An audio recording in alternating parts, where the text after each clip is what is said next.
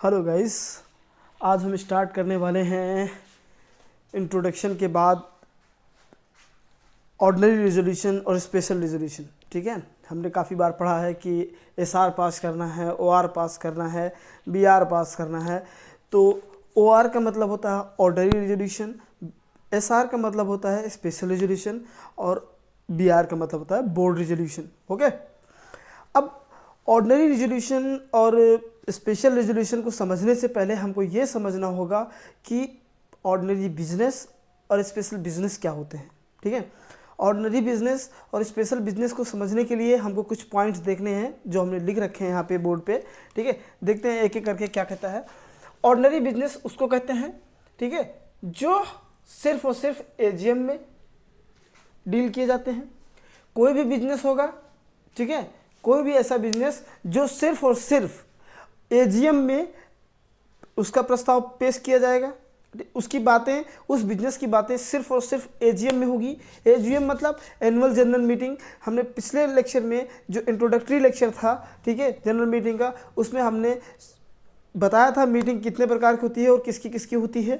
हमने बताया था शेयर होल्डर्स की मीटिंग होती है, डायरेक्टर्स की मीटिंग होती है और अदर मीटिंग होती है। हमने शेयर होल्डर्स की मीटिंग में बताया था 3 तरह की मीटिंग्स होती हैं। जो पहली होती है एजीएम यानी एनुअल जनरल मीटिंग, और दूसरी जो होती है EGM extra ordinary general meeting, और जो तीसरा होता है और लास्ट होता है शेयर होल्डर्स का क्लास मीटिंग। ठीक है, मैंने ये सभी के बारे में हल्का हल्का ओवरव्यू दे दिया था। ठीक है, अब आगे बढ़ने से पहले मैं आपको एक बात और क्लियर कर दूं कि जिन्होंने भी पिछला वीडियो नहीं देखा है पहले उसको देखें। ठीक है, उसके बाद यहाँ पे आएंगे इस वीडियो को देखेंगे, क्योंकि अगर आप स्किप करके देखोगे तो आपकी कुछ चीज़ें हैं जो आपके सर से ऊपर जाएंगी, आपको समझ नहीं आएंगी। ठीक है, जैसे कुछ हमने शॉर्ट फॉर्म लिखा हुआ है, अभी ये तो छोटा छोटा शॉर्ट फॉर्म है, एक ही दो हैं जो एजीएम और ये ईजीएम वगैरह करके आएंगे बीच में, लेकिन आगे चल करके और भी आने वाले हैं जो एसआर, बीआर और ओआर के नाम से आएंगे। ये सभी चीज़ों को समझने के लिए आपको हमारा इंट्रोडक्टरी लेक्चर ज़रूर देखना होगा। उसको देखने के बाद ही आप मूव करेंगे इस लेक्चर पे। ओके, चलिए, तो हम ये बता रहे थे आपको कि कोई भी बिजनेस होगा, ठीक है, कोई भी बिजनेस होगा, ठीक है, उस बिजनेस की जो भी फॉर्मेलिटीज़ होंगी, ठीक है, जो भी फॉर्मेलिटीज़ होंगी या फिर जो भी टॉपिक हैं, जो भी बिजनेस कर रहा है वो, उस बिजनेस का जो भी पर्पज़ है, ठीक है, उस पर्पज़ या फिर किसी कॉन्ट्रैक्ट, ठीक है, या फिर किसी भी ऐसे मुद्दे पर जिन पर शेयर होल्डर्स की हमको परमिशन चाहिए या शेयर होल्डर्स का हमको मत चाहिए, उनका वोट चाहिए, और उनको बताना, उनको इस चीज़ के बारे में अवगत कराना कि भाई हम इस सेक्टर में अब घुस रहे हैं, इस सेक्टर में एंटर कर रहे हैं, हमको आपकी परमिशन चाहिए होगी। हमको मान लीजिए वो किसी प्लांट को लगाने की बात करनी है, उस ऑर्डिनरी बिजनेस में कोई प्लांट लगाना है, उस प्लांट का कोई खर्चा आ रहा है, ठीक है, एक्सपेंस आ रहा है, उस एक्सपेंस को पास कराना किससे पास कराएगा वो पास कराएंगे शेयर होल्डर से। तो शेयर होल्डर कंपनी के जो होते हैं, जिन्होंने शेयर कंपनी के खरीद रखे हैं, उनको ओनर कहा जाता है। ठीक है, इक्विटी शेयर होल्डर इसमें आएंगे और अपना वोट करेंगे। वोट देने के लिए देखिए उनको पता होना चाहिए कि बिजनेस किस टाइप का है, ठीक है, और हमारा जो कंपनी है, हमारी जो कंपनी है वो जो भी ट्रांजेक्शन कर रही है वो किस नेचर का ट्रांजेक्शन है, ठीक है, और उसका पर्पस क्या है, ठीक है, वो क्या मुद्दा लेके आ रही है। उन सभी चीज़ का डिस्कशन जो होता है वो एनुअल जनरल मीटिंग में होता है। एनुअल जनरल मीटिंग में देखो ये कहा जा रहा है, देखो ordinary business can be transacted only at AGMs. सिर्फ और सिर्फ एजीएम एनुअल जनरल मीटिंग में ही ऐसे बिजनेस की बात की जाएगी। ठीक है, फिर कह रहा है items considered as ordinary business. ठीक है, कुछ पॉइंट्स हैं, कुछ आइटम्स बताए गए हैं, ठीक है, उन पॉइंट्स को हम देखेंगे, उन चीज़ों को समझने की कोशिश करेंगे कि ऐसे क्या चीज़ें हैं जिनको अगर हम देखें तो वो सिर्फ और सिर्फ ऑर्डिनरी बिजनेस में ही आते हैं, वो स्पेशल बिजनेस में नहीं आते हैं। ठीक है, तो देखो कह रहा consideration of financial statements and reports of directors and auditors. कह रहा कि देखो कोई भी कंपनी होगी वो अपना फाइनेंशियल स्टेटमेंट तैयार करेगी। ठीक है, फाइनेंशियल स्टेटमेंट तैयार करेगी। फाइनेंशियल स्टेटमेंट को ऑडिट कौन करेगा? ऑडिटर करेगा। ऑडिटर बाद में करेगा, पहले उसको अप्रूवल कौन देगा, उस फाइनेंशियल स्टेटमेंट को अप्रूवल देंगे बोर्ड्स ऑफ डायरेक्टर, तो वो जो रिपोर्ट लिख के देंगे वो भी फाइनेंशियल स्टेटमेंट के साथ लगाई जाएगी। फिर उसके बाद जो ऑडिटर हैं वो कंपनी के ऑडिटर इंटरनल ऑडिटर भी हो सकते हैं या एक्सटर्नल ऑडिटर भी हो सकते हैं, ठीक है। ऑडिटर जो है वो कंपनी के खुद के हो सकते हैं या कंपनी के बाहर के भी हो सकते हैं, ठीक है। वो एज अ प्रोविज़न जैसा उसमें मेंशन किया गया होगा कंपनी के आर्टिकल्स ऑफ एसोसिएशन में, या फिर हमारा जो कंपनीज एक्ट के रूल्स एंड रेगुलेशंस बताएंगे उस हिसाब से कंपनी को कंडक्ट करना होगा, उस हिसाब से कंपनी को बिहेव करना होगा। अब मान लीजिए कंपनी ने कोई फाइनेंशियल स्टेटमेंट बनाया, उसमें प्रॉफिट एंड लॉस अकाउंट और बैलेंस शीट बनाया और भी सारे ट्रेडिंग अकाउंट वगैरह सब बना करके लास्ट में फाइनेंशियल स्टेटमेंट बना दिया। फिर उसको अप्रूव किसने किया, बोर्ड्स ऑफ डायरेक्टर ने अप्रूव किया, प्लस उसके साथ अपनी रिपोर्ट लगा दी। और उसके बाद जो ऑडिटर आएंगे कंपनी में ऑडिट करने के लिए वो उसको चेक करेंगे, उसके बाद अगर वो सही है तो वो भी अपनी रिपोर्ट दे देंगे, ठीक है। अपनी रिपोर्ट जब देंगे तो उस रिपोर्ट का कंसिडरेशन किससे कराना है, इस रिपोर्ट को कौन चेक करके अपनी राय देगा, ठीक है, अपनी राय देंगे शेयर होल्डर्स, ठीक है। फिर डिक्लेरेशन ऑफ डिविडेंड, ऐसा बिजनेस, ऐसी कंपनी जो ऑर्डिनरी बिजनेस में इन्वॉल्व है, ठीक है, सामान्य बिजनेस में इन्वॉल्व है, वो डिविडेंड डिक्लेयर करेगी, ठीक है, उसको डिविडेंड डिक्लेयर करना ही है, ठीक है। फिर कह रहा है appointing director in place of those retiring, कह रहा है कि ऑर्डिनरी बिजनेस में जो कुछ पॉइंट है, पहले पॉइंट को तो उन्होंने बता दिया कि भाई देखो कंपनी के जो फाइनेंशियल स्टेटमेंट तैयार करना है, उस पर डायरेक्टर्स की रिपोर्ट लगानी है, बोर्ड ऑफ डायरेक्टर की, और फिर ऑडिटर की भी रिपोर्ट लगा के उसको कंसीडरेशन करना है। कंसीडर मतलब करना है, कंसीडर कौन करेगा, शेयर होल्डर करेंगे, ठीक है। फिर डिक्लेरेशन डिविडेंड को डिक्लेयर करेगी। फिर कह रहा है कि कोई भी अगर कंपनी का कोई भी डायरेक्टर रिटायर हो रहा है, ठीक है, या रिजाइन कर रहा है, ठीक है, कुछ भी हो सकता है, या रिमूव किया जा रहा है, तो उसके प्लेस पे नया डायरेक्टर अपॉइंट करना होगा, ठीक है। फिर कह रहे हैं appointment auditors and fixing their remuneration. देखो मैंने अभी ही बताया था कि किसी भी कंपनी में ऑडिटर 2 टाइप्स के होते हैं, एक तो इंटरनल होते हैं जो कंपनी खुद उनको अपॉइंट करके उनको अपने कंपनी में रखती है, उनको रेमुनरेशन देती है, ठीक है। रेमुनरेशन उनका मतलब उनका मेहनताना जो होता है वो उनको देती रहती है हर महीने या फिर सालाना देती है, जैसा भी उनके कॉन्ट्रैक्ट्स में मेंशन हो, जैसा भी लिखा हो, ठीक है। जैसे ही मान लीजिए मिस्टर एक्स हैं, ठीक है, मान लीजिए मिस्टर एक्स हैं, ये मिस्टर एक्स हैं, ये किसी भी कंपनी में एज अ ऑडिटर अपॉइंट हो रहे हैं, ठीक है। किसी भी कंपनी में, ये कंपनी है, मान लीजिए यहाँ पे एक कंपनी बना दे रहे हैं, ठीक है, ये कंपनी है, इस कंपनी में मिस्टर एक्स जो है वो एज अ ऑडिटर अपॉइंट हो रहे हैं, ABC लिमिटेड है, ठीक है, ABC लिमिटेड है, ये पब्लिक कंपनी है, ठीक है, ABC लिमिटेड है। अब इसमें एज अ ऑडिटर अपॉइंट हो रहे हैं, ठीक है। तो अब कंपनी इनके बीच और कंपनी के बीच क्या हो रहा है, एक एग्रीमेंट हो रहा है, एग्रीमेंट हो रहा है, ठीक है। इन्होंने ऑफर दिया, इन्होंने एक्सेप्ट किया, ठीक है, और कंसिडरेशन की भी बात तय हो गई, एग्रीमेंट हुआ, एग्रीमेंट को इन्फोर्स कर दिया गया, बन गया कॉन्ट्रैक्ट। अब जब कॉन्ट्रैक्ट बन गया है दोनों में, तो अब कुछ टर्म्स एंड कंडीशन जो कॉन्ट्रैक्ट में उस एग्रीमेंट में लिखी होंगी, ठीक है, जिनको इन्फोर्स कराया जाएगा। कि मान लीजिए इनको कहा गया कि आप 2 साल से पहले हमारी कंपनी छोड़ नहीं सकते किसी भी कंडीशन में, चाहे दूसरी कंपनी आपको हमसे ज़्यादा रेमुनरेशन दे रही हो। हम मान लीजिए हम आपको 5 लाख रुपये दे रहे हैं, हमसे दूसरी कंपनी आपको 10 ऑफर कर रही है, तब भी आप हमारी कंपनी छोड़ नहीं सकते हो किसी भी कंडीशन में, ठीक है। तो ये चीज़ है, तो वो सारी चीज़ें लिखी हैं। तो इन्होंने भी मान लीजिए बोल दिया कि हमको इतना पैसा चाहिए, अब भी हर मंथ चाहिए। तो अब भाई देखो दोनों की सहमति से ही एग्रीमेंट होगा। जब तक एक सहमत नहीं तो दूसरा, मतलब मान लीजिए कोई ये ऑफर दे रहे हैं, हम आपको 5 लाख में हायर करना चाहते हैं, इन्होंने कहा नहीं हम 5 नहीं हम 8 चाहते हैं। अब इनकी बात कंपनी, इन्होंने क्रॉस ऑफर दे दिया। क्या कर दिया, क्रॉस ऑफर कर दिया कि भाई इनका ऑफर जो आया इधर से 5 लाख का, इन्होंने डिनाई करके इन्होंने दूसरा ऑफर वहाँ पे प्लेस कर दिया कि हमको 8 लाख पे चाहिए। अब 8 लाख रुपए कंपनी अगर एक्सेप्ट कर लेती है तो ये फ्रेश कॉन्ट्रैक्ट बन जाएगा, इनका ऑफर होगा, इनका एक्सेप्टेंस होगा और दोनों का फिर एग्रीमेंट होगा, ठीक है। तो टर्म्स एंड कंडीशन जैसा होगा वो उसमें मेंशन होगा। तो वही बात कही जा रही है कि कंपनी के जो ऑर्डिनरी बिजनेस होंगे उनमें क्या है, आपको अपॉइंट करना है एक ऑडिटर और उसकी रेमुनरेशन भी फिक्स करना है। ये कितने पॉइंट हो गए, 4 पॉइंट, ठीक है। ये 4 पॉइंट 1 2 3 4, ठीक है, ये 4 पॉइंट हो गए। इन 4 पॉइंट को छोड़ करके बाकी जितने भी बिजनेस होंगे वो सभी के सभी स्पेशल बिजनेस होंगे। देखिए क्या लिखा है स्पेशल बिजनेस में, देख लेते हैं स्पेशल बिजनेस में क्या कहता है। Any other business except for ordinary business in in point को छोड़ के, एक्सेप्ट 4 पॉइंट जो ये दिए हैं, इन 4 पॉइंटों को छोड़ करके जितने भी बिजनेस होंगे वो भी उनको, और वो ट्रांजेक्ट कहाँ होंगे, वो एजीएम में, एनुअल जनरल मीटिंग में ही ट्रांजेक्ट उनका मतलब उनको पेश किया जा रहा है। तो उनको बोलेंगे, उनको हम मान लेंगे क्या होगा, deemed to be a special business, वो एक स्पेशल बिजनेस की तरह ही ट्रीट किया जाएगा। पॉइंट समझ आ रहा है।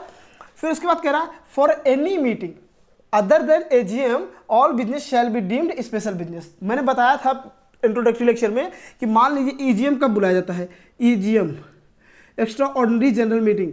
मान लीजिए कंपनी में कुछ ऐसे सर्कमस्टांसेस बन गए हैं, कुछ ऐसी परिस्थिति बन गई है, ठीक है, कुछ ऐसे सिचुएशन हो गई है कि कंपनी को इमरजेंसी मीटिंग बुलानी है। एनुअल जनरल मीटिंग तो भाई साल में एक बार लास्ट में बुलाई जाती है, अंत में फाइनेंशियल ईयर जब खत्म होता है तब बुलाई जाती है, ठीक है। अब मान लीजिए फाइनेंशियल ईयर मिड में है और बीच में भी है, फाइनेंशियल अभी खत्म नहीं हुआ, अभी 6 मंथ ही हुए हैं, और कंपनी को कुछ नया इंसर्ट करना है, कुछ नया प्रोविजन इंसर्ट करने हैं, या फिर कुछ नए कॉन्ट्रैक्ट में एंटर करना है, ठीक है।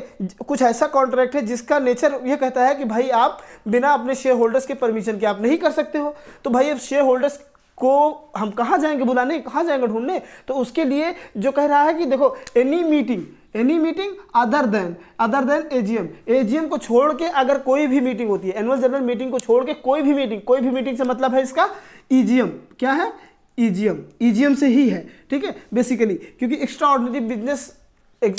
ऑर्डिनरी जनरल मीटिंग उसी को कहा जाता है, उसी बिजनेस के लिए बनाया गया है जो बेसिकली स्पेशल बिजनेस होते हैं। तो वही कहा गया कि उनको भी शैल बी डीम्ड, उनको मान लिया जाएगा, ऐसा है, ऐसा नहीं माने या ना माने, ऑप्शन नहीं दे रहा, शैल दैट मीन्स मैंडेटरी कर रहा है कि ठीक है उसको माना ही जाएगा स्पेशल बिजनेस, ठीक है। फिर कह रहा explanatory statement should be annexed to the notice for every item of the special business. जो स्पेशल बिजनेस में, मतलब मान लीजिए हमने कोई बिजनेस स्टार्ट किया, एबीसी लिमिटेड है, वो कोई बिजनेस स्टार्ट कर रही है, ठीक है, कोई बिजनेस तो है ही है पहले से ही, लेकिन कोई नया उसमें मतलब किसी कंपनी के साथ कॉन्ट्रैक्ट हो रहा है, या कोई नई टॉपिक पे उसने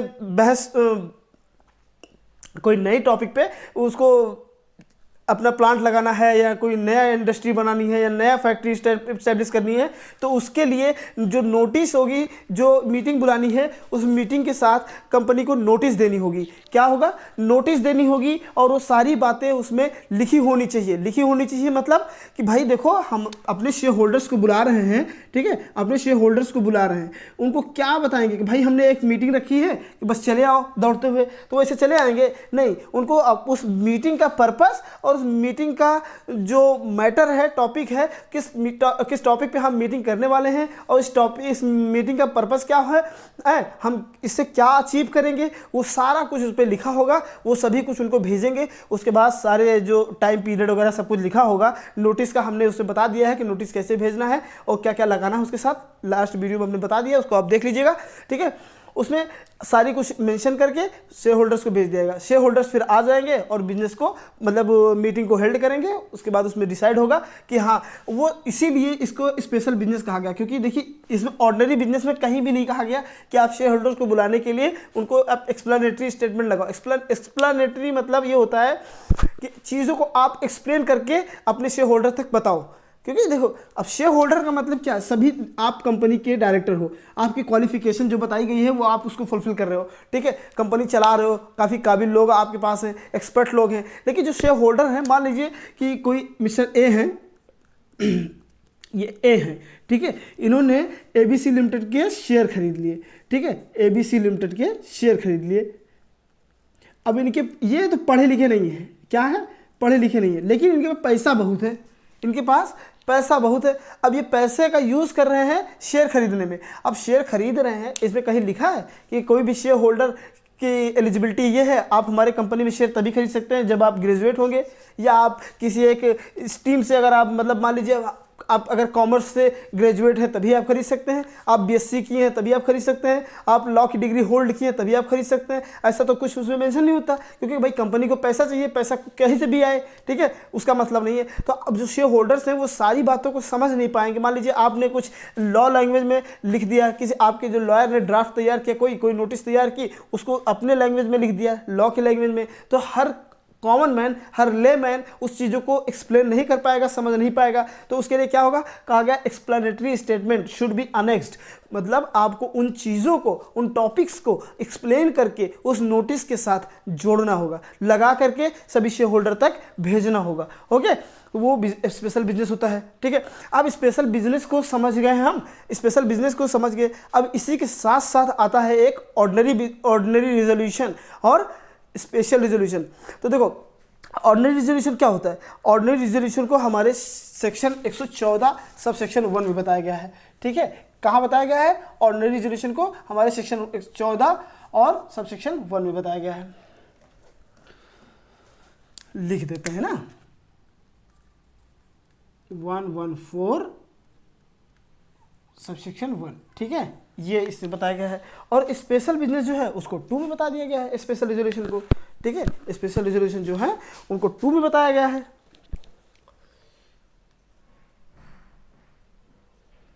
सेक्शन 114(2). अब इन चीज़ों को समझने के लिए, ये बिजनेस नहीं, एक्चुअली इसको रिजोल्यूशन करना है। ठीक है, तो ये ऑर्डिनरी रिजोल्यूशन होगा और ये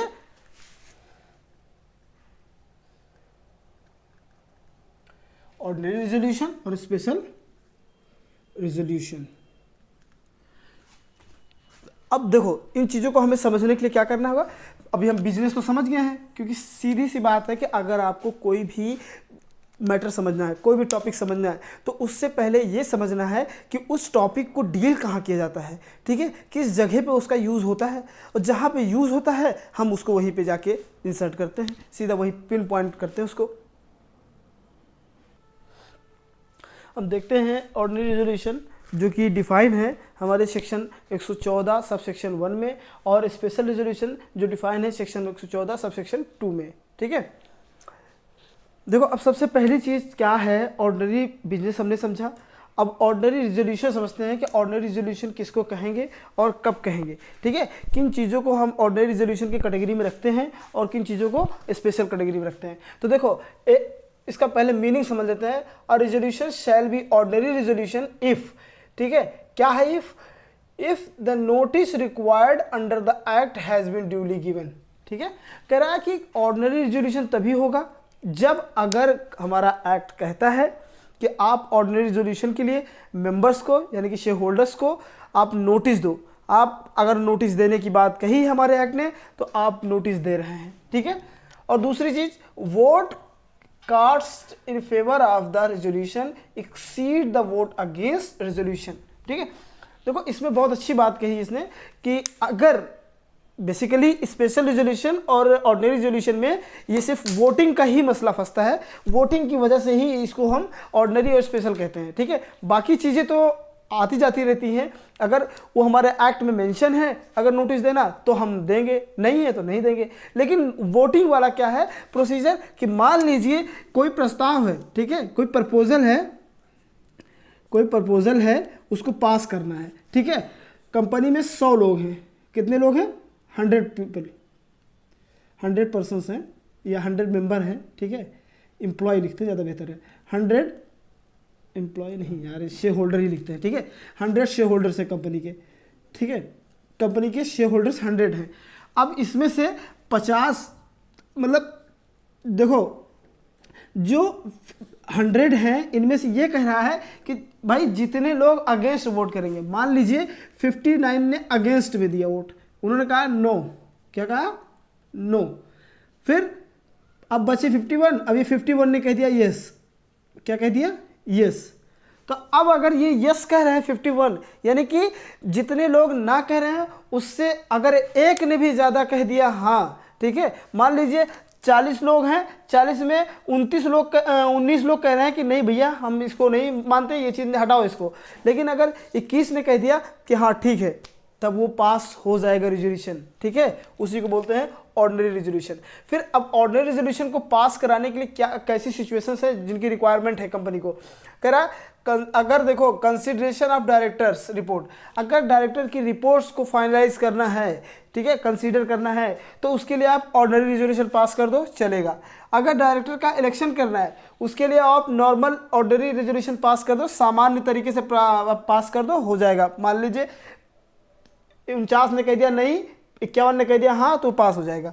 अपॉइंटमेंट ऑफ ऑडिटर, ठीक है, और अगर ऑडिटर का अपॉइंटमेंट करना है तो वही सिचुएशन है, 49 ने कह दिया नो और 51 ने कह दिया यस। अगर 51 ने कह दिया नहीं, 49 ने कह दिया यस, तो वो पास नहीं होगा, ठीक है। अगर डिक्लेयर करना है डिविडेंड तब भी नॉर्मल रेजोल्यूशन पास हो जाएगा, ठीक है, ऑर्डिनरी रेजोल्यूशन से काम चल जाएगा, ठीक है।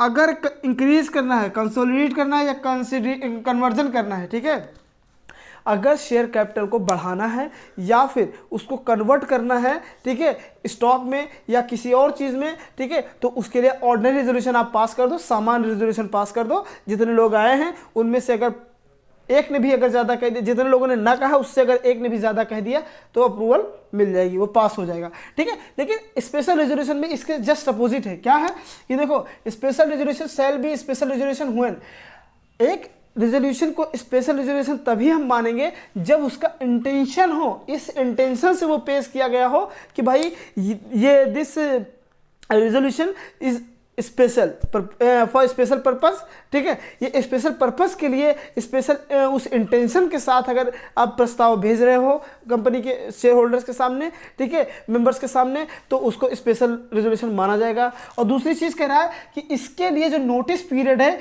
वो 21 दिन पहले है, ठीक है, बिफोर 21 डेज, ठीक है, बिफोर 21 डेज, 21 दिन पहले आपको नोटिस देनी है, ठीक है। कह रहा vote cast in favour not less than 3 times cast against the resolution, ठीक है। कह रहा है कि भाई जितना वोट किया है लोगों ने, ठीक है, यानी कि 100 का कितना परसेंट चाहिए, 75 लोगों ने यस कहा हो तभी ये रेजोल्यूशन पास होगा, अदरवाइज नहीं होगा, ठीक है। 100 में से 75 लोग यानी कि 3 टाइम, ठीक है। अगर 25 लोगों ने नहीं कहा है तो 25 के 3 गुना लोग अगर उसको यस बोलेंगे तभी ये रेजोल्यूशन पास होगा, अदरवाइज ये नहीं होगा। देखो हम ऑर्डिनरी रेजोल्यूशन में क्या देख रहे हैं, कह रहा है कि resolution exceed the vote against, ठीक है, कह रहा है vote cast in favour of the resolution exceed the vote against the resolution, मतलब रेजोल्यूशन को पास करने के लिए उतना ही वोट इसमें चाहिए जितने लोगों ने ना कहा है, बस उससे एक लोग अगर ज़्यादा कह दे रहे हैं तो वो रेजोल्यूशन पास हो जाएगा। लेकिन इसमें ऐसा नहीं है, इसमें अगर 25 ने नहीं कहा है, ठीक है, तो 75 को हाँ कहना है तभी वो पास होगा, नहीं अदरवाइज अगर 74 ने भी हाँ कहा है, ठीक है, और एक न्यूट्रल रह गया, एक ने कुछ नहीं कहा, ठीक है, उसने बोला ही नहीं, साइलेंट रह गया, तो भी ये पास नहीं होगा। समझ आ रही बात, स्पेशल रेजोल्यूशन इसी को बोलते हैं, ठीक है।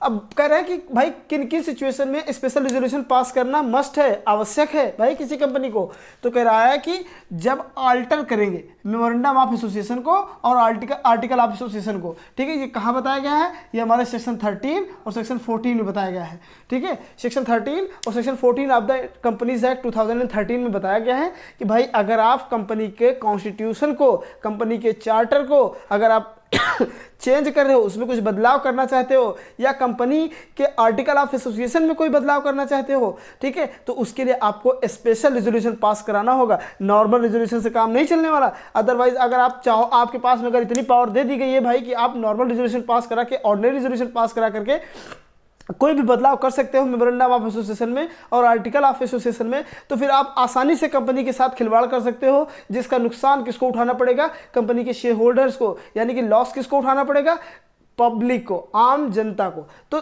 कंपनी एक्ट हमारा ये बिल्कुल भी परमिशन नहीं देता है कि कोई भी कंपनी पब्लिक के भावनाओं के साथ खेले या पब्लिक को किसी भी प्रकार की नुकसान पहुंचाने की कोशिश करे, ठीक है, हमारा कंपनीज एक्ट बिल्कुल भी बर्दाश्त नहीं करता है। फिर कह रहा है कि अगर आपको फर्दर इशू करना है शेयर, ठीक है, किसको, टू एग्जिस्टिंग शेयर होल्डर को, एग्जिस्टिंग शेयर होल्डर को शेयर इशू करना, वो किस सेक्शन में मेंशन है, हमारे सेक्शन 62 में, यह हमने शेयर कैपिटल के चैप्टर में बता रखा है, ठीक है। इसमें कहा कि भाई अगर कंपनी फर्दर इशू ला रही है, ठीक है, आईपीओ निकाला, उसके बाद सब्सिक्वेंट पब्लिक ऑफर दिया, फिर उसके बाद फर्दर इशू ला रही है सिर्फ अपने उन्हीं शेयर होल्डर्स के लिए जो शेयर होल्डर्स पहले से कंपनी में शेयर खरीद के बैठे हुए हैं, सिर्फ उन्हीं के लिए ला रही है, तो क्या करना होगा उसके लिए? भाई स्पेशल रेजोल्यूशन पास कराना होगा शेयर होल्डर्स को, शेयर होल्डर से, ठीक है। स्पेशल रेजोल्यूशन मतलब 75%, ठीक है, इसको 3 टाइम्स पढ़ो या फिर 75% समझ लो। फिर कह रहे हैं कि मान लीजिए आप शेयर कैपिटल में रिडक्शन करना चाहते हो, घटाना चाहते हो अपने शेयर कैपिटल को, ठीक है। शेयर कैपिटल को घटाना कहाँ से घटा सकते हो आप जाओगे मेमोरेंडम ऑफ एसोसिएशन में। मेमोरेंडम ऑफ एसोसिएशन के जो क्लॉजेस दिए हुए हैं, हमने उन क्लॉजेस को बता रखा था ना, नरोल का, क्या बताया था? नरोल का। देखो, name clause, register office clause, object clause, ठीक है, liability clause, capital clause, association clause. Association clause को सब्सक्रिप्शन क्लॉज भी कहते हैं, ठीक है।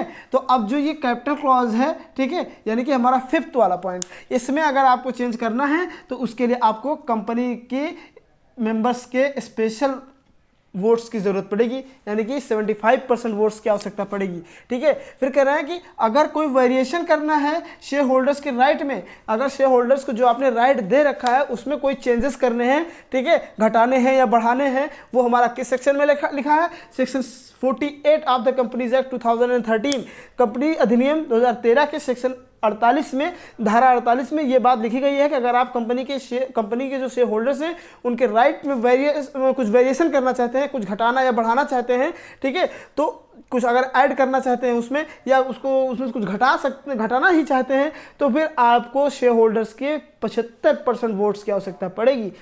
जितने शेयर होल्डर्स हैं कंपनी में, उनमें से कम 75% शेयर होल्डर्स की आवश्यकता, उनकी अप्रूवल की आवश्यकता पड़ेगी। और अगर किसी ऑडिटर को कंपनी से बाहर निकालना है, ठीक है, उसको रिमूव करना है, जो बात लिखी गई है हमारे कंपनी अधिनियम 2013 के धारा 140 में, यानी कि कंपनीज एक्ट 2013 के सेक्शन 140 में ये बात मेंशन की गई है कि भाई किसी कंपनी के ऑडिटर का रिमूवल कैसे होता है और क्यों किया जाता है और कौन करता है। तो भाई देखो, शेयर होल्डर्स जो है हमारे कंपनी के, वो कौन होते हैं? कंपनी का मालिक होते हैं, तो मालिक के पास ही मैक्सिमम पावर होती है, तो भाई अब उनकी कम से कम 75% अप्रूवल चाहिए, तभी आप कंपनी के ऑडिटर को बाहर निकाल सकते हो, ठीक है। तो देखो, सीधी बात एक मैं आपको और बताना चाहूँगा, ठीक है।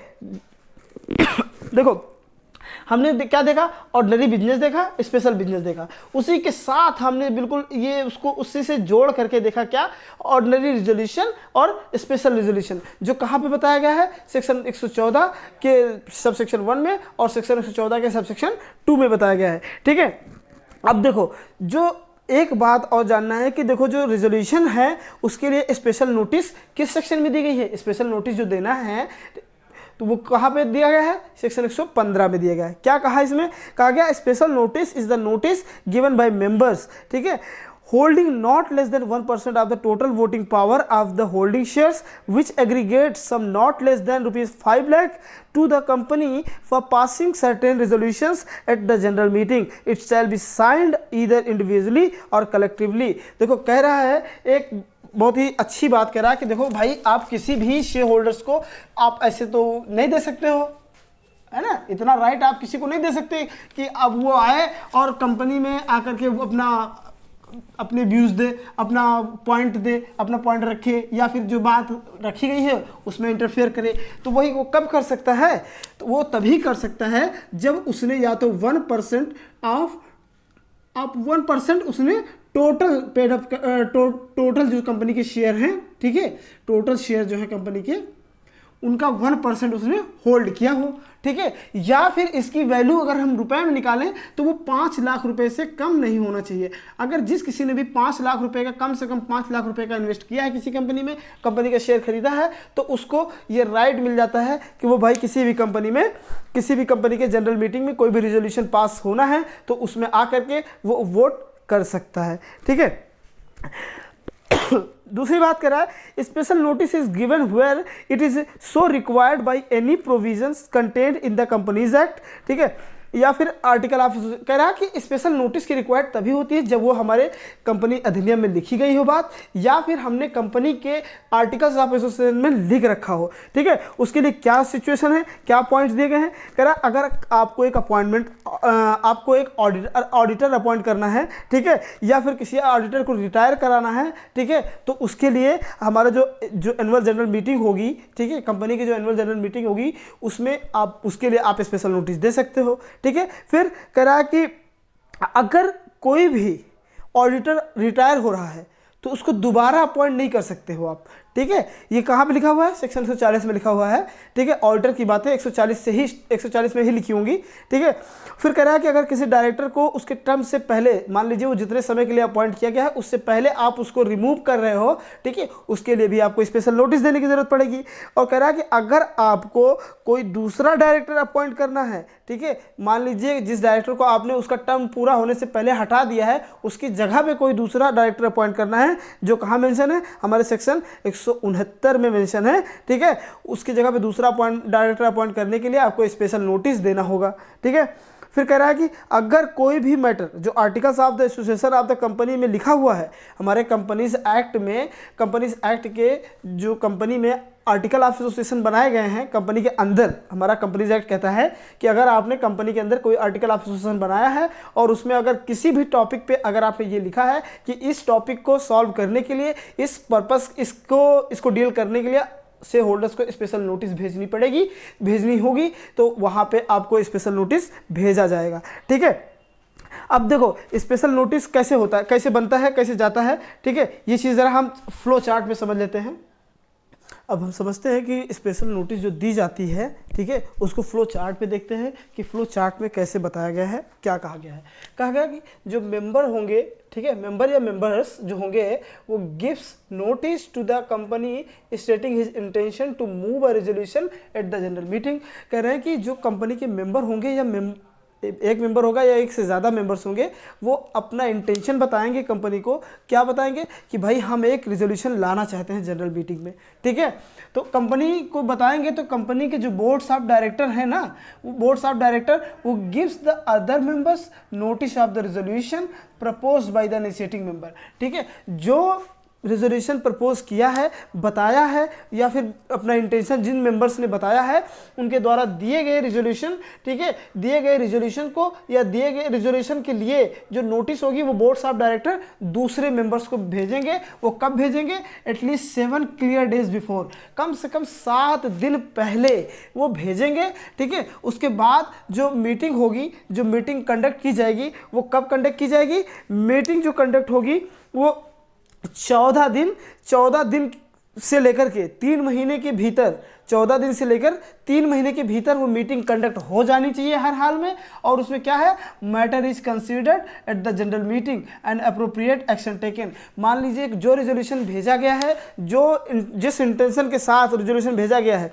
कि वो ऑर्डिनरी है या स्पेशल होगा, जो भी है, ठीक है, उस पर्पज से या जिस टॉपिक पे, जिस मुद्दे के लिए वो रिजोल्यूशन पास कराना है, उस पर वो मैटर कंसीडर मतलब होगा, जनरल मीटिंग में वो पेश किया जाएगा, प्रस्तुत कर दिया जाएगा, और उसको सभी लोग अपने संज्ञान में ले करके क्या करेंगे? अप्रोप्रिएट एक्शन टेकन, और उस पर जो ज़रूरी कार्रवाई होगी उस पर करेंगे। ज़रूरत होगी तो उसको पास कर देंगे, और अगर उनको लगा कि भाई ये अप्रूवल, ये प्रपोजल पास नहीं होना चाहिए, ठीक है, तो वो उसको रिजेक्ट कर देंगे, पास नहीं करेंगे। और अगर उनको लगा कि इससे कंपनी का बेनिफिट है, कंपनी को फायदा होगा, तो हो सकता है वो उसको पास भी कर दे। ठीक है, हम नेक्स्ट टॉपिक पे क्या पढ़ेंगे? नेक्स्ट टॉपिक पे इसके टाइप्स को, जो हमारे टाइप्स दिए गए हैं, टाइप्स ऑफ जनरल मीटिंग, ठीक है, शेयर होल्डर्स की मीटिंग, डायरेक्टर्स की मीटिंग और अदर मीटिंग जो है, तो उनमें से हम कल शेयर होल्डर्स की मीटिंग से स्टार्ट करेंगे। टाइप्स ऑफ मीटिंग को हम कल अच्छे से कवर करेंगे। ओके, मिलते हैं नेक्स्ट वीडियो में। Thank you.